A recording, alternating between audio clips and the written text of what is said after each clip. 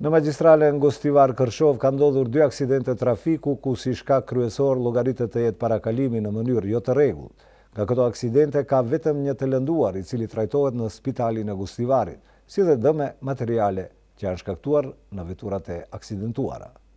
Në magjistralen Gostivar Kërshov, rreth 100 metra pas urës së fshatit Zdunj të lumit Vardar, dje rreth orës 13 ka ndodhur një aksident në trafik ku kanë marrë pjesë një veturë tipit Audi me targa të bitolit të drejtuar nga 45 vjeçari me inicialet LS, si dhe një veturë Lada me targa të Gostivarit e drejtuar nga 55 vjeçari Gostivaras me inicialet LM.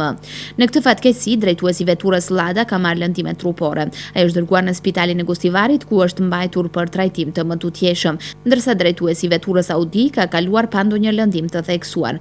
Në vendin e ngjarjes është kryer ekspertizë dhe aktualisht po punohet rreth identifikimit të arsyeve që kanë çuar në këtë aksident, ndërkohë që shuma e dëmit material llogaritet të jetë rreth 12.000 denar. Sipas informatave të para, policia njofton se shkaku i këtij aksidenti ka qenë mënyra jo adekuate e parakalimit. Në të njëjtën rrugë dhe për shkak të arsyes së njëjtë, një aksident i këtillë ka ndodhur edhe një ditë më parë në afërsi të urës së Sretkovës. Në këtë aksident kanë marrë pjesë një veturë tipit Chrysler me targa të Gjermanisë dhe një Toyota me targa të Kërshovës. Edhe në këtë fatkeqësi komunikacioni nuk ka të lënduar, ndërsa shuma e dëmit material të shkaktuar arrin vlerën 90.000 denar.